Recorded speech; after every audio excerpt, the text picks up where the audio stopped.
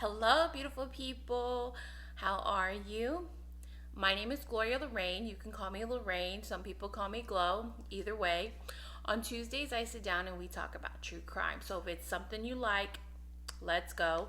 I actually wanted to talk to y'all because your girl out here got laid off. You can catch me at the unemployment office. But being that I am in between jobs, I'm actually going to go ahead and just throw myself into YouTube. So I wanted to let y'all know I'll be here Tuesday, like I said, but also I'm going to need some time just to figure out my schedule. I'm going to be posting consistently, but I'm thinking I'm going to end up posting 2 times a week rather than one so I can get the traffic going on this thing. So if y'all can just bear with me, I will keep y'all updated as I go. Today we're going to be talking about Sarah Boone and Jorge Torres Jr. or George. They were playing hide and go seek, and he went to go hide in a suitcase and he was never found, and she ended up falling asleep. And I don't know if y'all ever played hide and go seek, but whenever we play it, like, you want to go ahead and get in those small crevices, like the tiniest of the tiniest crevices. And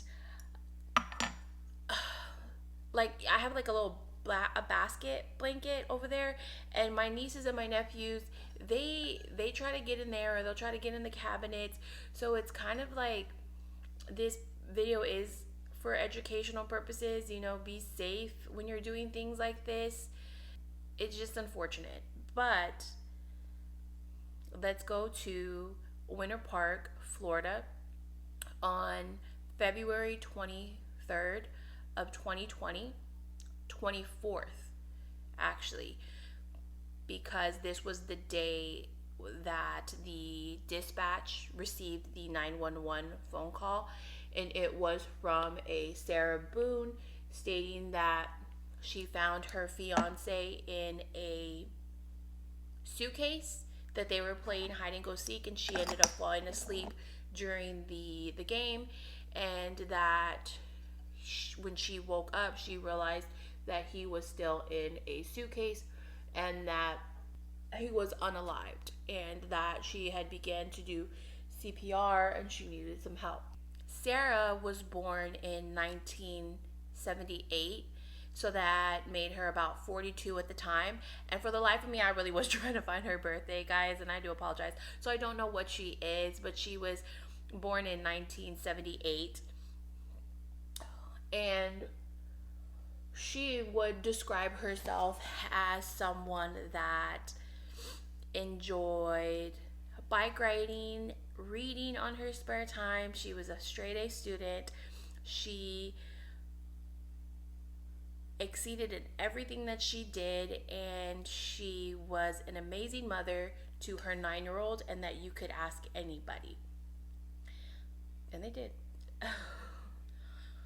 Jorge, on the other hand, was described as a criminal, but he wasn't there to describe himself, so I don't know if that's fair. But he was described as a criminal. He had a long line of in and out of jail for substance abuse, alcohol abuse, domestic, and it got to a point where he was already in therapy, coin-appointed therapy. That's where he was in his life. He was trying to get back on his feet. Sarah and Jorge met in 2017, and it was said that they kind of gravitated to each other very quickly. They moved in very quickly. They had both come from previous marriages, and they both had children from these previous marriages. They were described as the couple that you kind of didn't want to be around, that they were just that couple that, if they were drinking, it wasn't going to be a good night by the end of the night. And being that there was domestic involved. People just didn't want to be around that. They ended up getting characteristics from Sarah's ex-husband, Ryan. He did state that Sarah was very unreliable, that although they got divorced, she was the type to continue to go to him for her problems. And it wasn't just problems in regards to their child, it was just kind of like general problems. And he was kind of tired of it. And when the police officer asked him, like, so you talk to her every day? And he was just kind of like, yeah, a little bit more than I would like to, but it was just her nature of always going back to her ex-husband. And he kind of put it as, well, I continued because it was more out of respect of my son. But whenever she would start, because when Jorge and her would argue, she would call her husband, and George would call his family, to go get picked up by his brother or his mom. And she would go to her ex-husband. But he was kind of already tired of her stuff. He was already tired of it. But he remained cordial for the sole purpose of their child. Neighbors later described them as they were drunk daily. There would be several police officers constantly coming out to the residence, and it was said that where they lived was a very pretty good neighborhood. So them bringing that type of company over, the police all the time, because they would fight all the time, it was just being a menace. So the neighbors kind of really weren't messing with them at this point. It was said that Sarah one time called the police department for domestic on George in 2018. And when the police arrived, Sarah was, it was a mistake, don't worry about it, things have calmed down, things are better. And they were just like, well, we're already here, let's just go ahead and get the full statement. And although Sarah was trying to brush them off, once they had spoke with Jorge, it was a completely different story. Jorge was telling her, like, no, she was choking me, and there were red marks along Jorge's neck.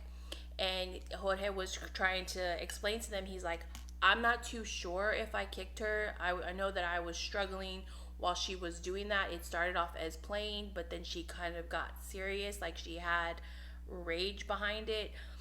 And so whenever he was kicking and trying to get away from her, he's like, yeah, I may have kicked her in her face. She did have markings on her face. And he's like, I may have kicked her in her face, I don't know. So they ended up arresting Sarah that time, although she called. And there was another instance where he ended up going to jail because of he was the one in the wrong with domestic. So it was always just that type of relationship. And it was said that Jorge didn't really have much, like a vehicle or a car. So Sarah would kind of always hold that against him, of why he would stick around, although his family kind of would always like get away from her. It was said that one time Sarah pushed his father, that she was just an aggressive person, and that his family didn't really like her just because George would be getting in trouble more when he was around her. So on February 24th, Sarah called the police department around 1 o'clock, stating that she found her fiance in the suitcase and she needed help, and she began starting CPR and chest compressions. When they arrived, it was her ex-husband on the scene and Sarah. And they were like, well, what are you doing here? And he's like, well, she called me and I told her to call y'all. And I kind of want to know, because I'm starting to realize that When these things happen, people don't call the police department first. I don't even know if I would. But who would you call? Like, who is that person that you would call? Anyways, police department showed up, saw Jorge in the suitcase, or they kind of got just a general idea of what happened, and it quickly became a crime scene. Like, they started picking up evidence, taking pictures. They asked Sarah just very nonchalant, like, we're gonna need to take your phone. She's like, yeah, that's fine, go ahead, take it. They took the laptop. They started getting all of the evidence together. They didn't even allow Sarah back into the apartment. She ended up having to go stay with her ex-husband, and I just think about it because her ex-husband was like so annoyed with her, and she's like, oh, I gotta stay with you guys, like, and they were kind of like over it. Like, that was just like the type of vibe she was giving off to her ex-husband. Like, he was tired of her stuff, man, and he was actually the one that was calling her, bugging her that morning, because he was like, I just needed to know if she was gonna come pick up the son, like pick up our son from school. And he's like, she's so unreliable, like I have to consistently bug her and bug her and bug her. So that's why she ended up calling her ex-husband first before she called the police department, trying to, like, she was freaking out. Well, the next day comes, and the police department was just like, hey, can you just come in to finish off some stuff? We're gonna just need to ask you a couple of questions. And she went in with the intention of, like, all right, I'm gonna go pick up my stuff, maybe they're done with it and things like that. She comes in and they're like, okay, Sarah, I need you to break it down for me. I need to know what happened that day. Like, walk me through the day, what happened. And she's like, well, it was a pretty good day. It was a better day for us from what we're used to. And they're like, okay, well, let me know what happened. She's like, well, we did some laundry. It was a Sunday. We did laundry. We were hanging out, and we ended up coming back into the house because it was getting late. And we were watching movie trailers. We were finishing up one of our puzzles. We were painting, and then we decided to play some games, play hide and go seek, and then I fell asleep, and he was left in the suitcase. And they're like, okay, how did he get in the suitcase?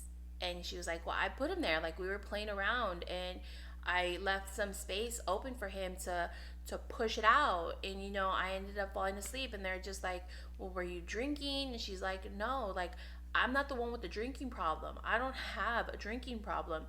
And they're just like, okay, that's fine.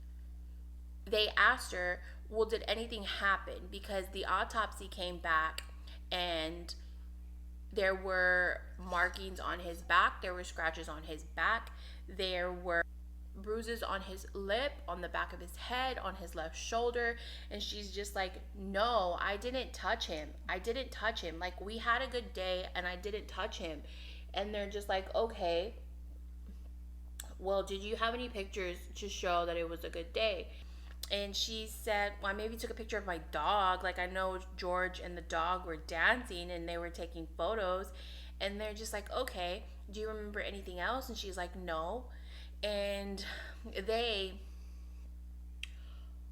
they're just like, okay.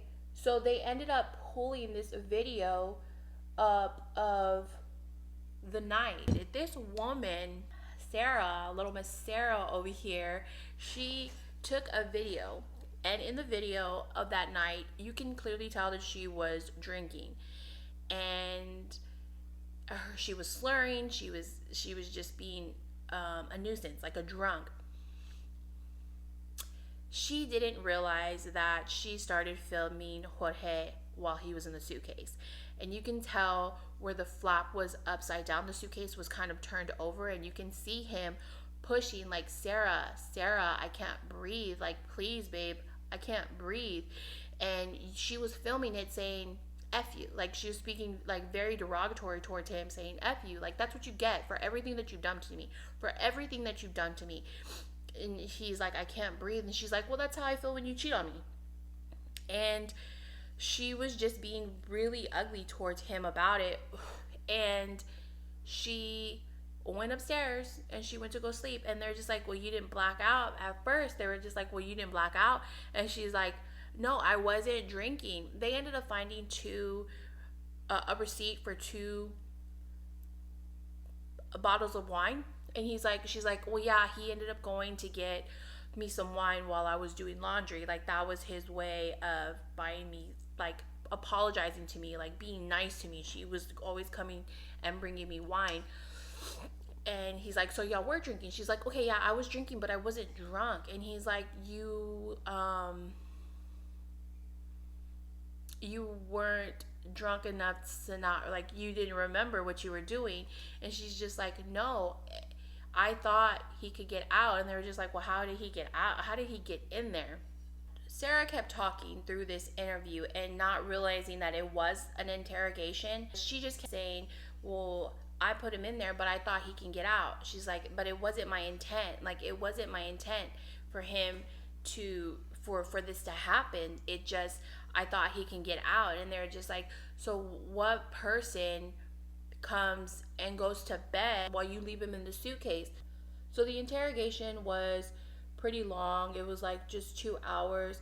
And just the whole time, it's just Sarah saying, well, this wasn't my intention. This wasn't my intention. Like, I didn't intend for this to happen. And they're just like, okay, but why did you do it? Why did you do it? They were trying to get a motive out of her. And she was just like, well, there was no motive.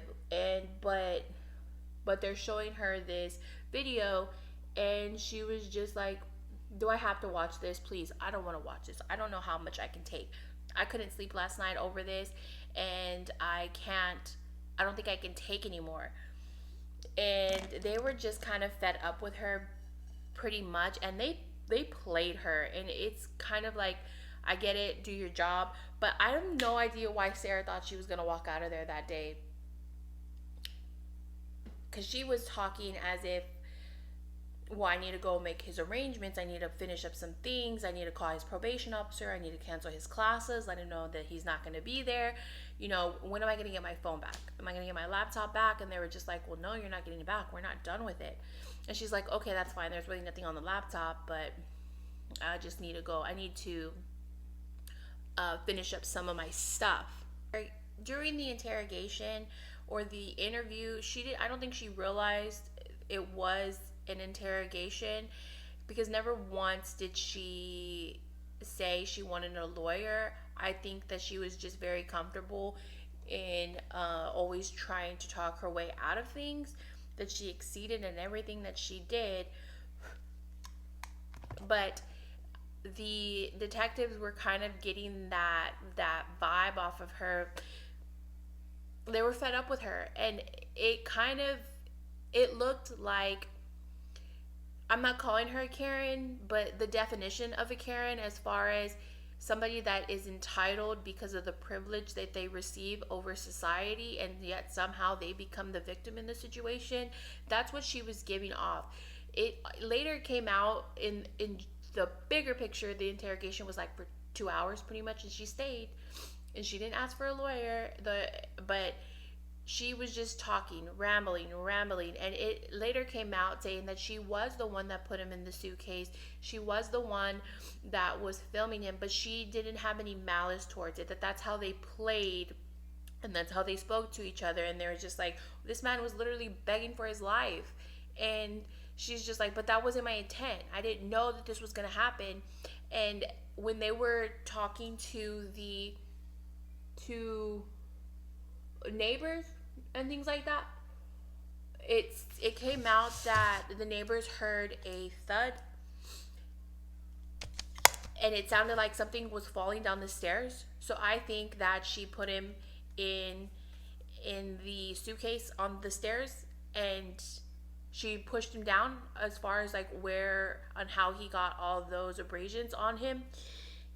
because she made it a point to say in the very early on, Jorge took the suitcase downstairs because we were going to go donate some stuff, and that she needed to clean out some stuff, and that's where he put the suitcase downstairs so that they can put on the stuff. And they were just, but it came out that the neighbor said that they heard something fall down the stairs, and it was really loud, and it was weird. It was something that they remembered, that was very weird. And in the end, she was kind of like, why is this happening? Why is this happening to me? And they were just telling her because Jorge is unalived, you know? I don't know why she thought she was going to walk out of there that day. Let me finish up, guys, and I will be right back. I think Jorge was left in there for 11 hours, and unfortunately, he didn't make it. I want to know what you guys think. When she was doing this, I don't think she realized that she was pretty much admitting to what she was doing, although she didn't intend for him to pass. But I mean, that's why there's tiers of these charges, like capital murder, first degree murder, second degree, third degree, manslaughter, involuntary manslaughter. So when she was asking, like, why is this happening, when they asked her to stand up to be put in handcuffs, she was just like, well, why is this happening? And throughout the whole process, she was just kind of telling the detectives that, you know, y'all are just assuming, y'all are just are putting this on me like it was my fault. And they're just like, no, we're not. We're just repeating everything that you're telling us. And never once did she like click that maybe she should have gotten an attorney.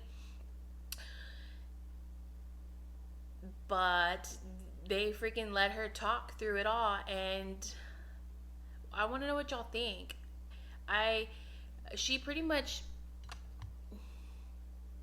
told them that she did it, that it was her fault. In a way, it was her fault.